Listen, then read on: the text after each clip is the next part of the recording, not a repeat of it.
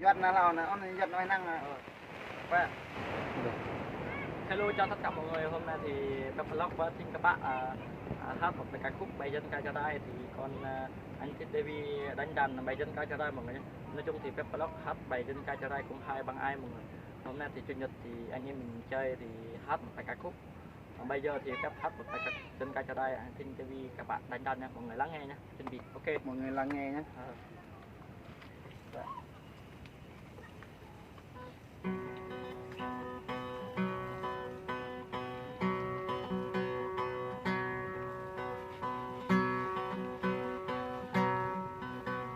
Neng neng cara neng tam neng ma cao tam neng cara sol nam ne ma cao tam hai cara neng tam ne ma lối cao ne tập chang cơ men ma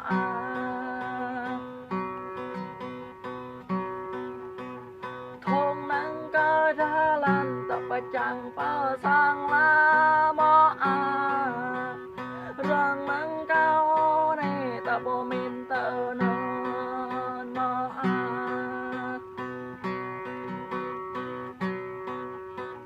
câu mò có đâu mình cơ đi mò dòng đi này mò ta đã từng cơ đi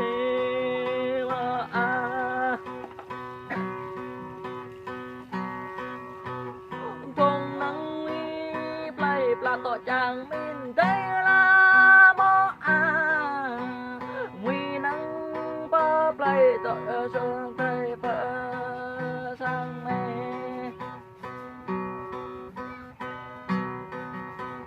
chẳng năng mang cơ thể cho thúc tay dòng mò năm giao yang cho thùng sang cơ yết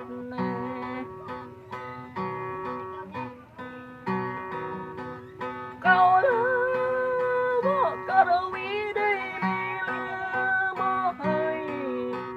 dòng này ra pran cho bộ thơ lùi mình chẳng mang tới bờ sang câu này mò cả bộ thơ lùi hem câu này mò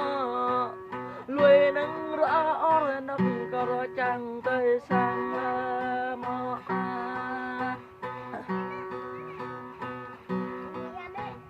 lời câu mình ta chẳng mang cơ tơi nằm rồi lại câu ra mò nhà nắng vô lệ giá ta tọa chẳng tơi vợ sang la mò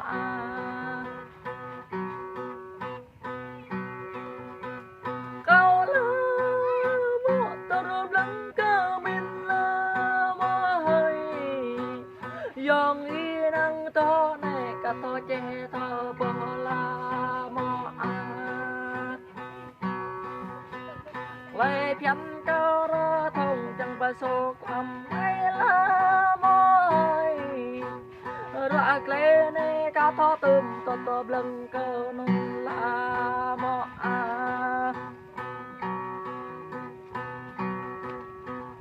lời tiếp cao ne to ra chẳng mang tới là mò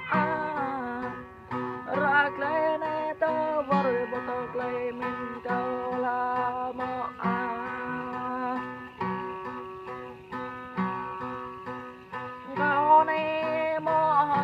mà cầu bồ ở dương nguy cơ dứt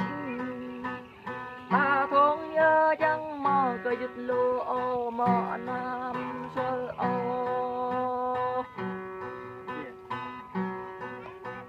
Hello, xin chào tất cả mọi người, hôm nay mình hát một bài ca khúc Bài Dân Ca Cho Đai thì cùng hai mọi người anh em hãy lắng nghe nhá, lắng nghe ủng hộ mình nhé. Cái kênh mình là TV, các bạn kết thúc ở đây, bye. Hãy về.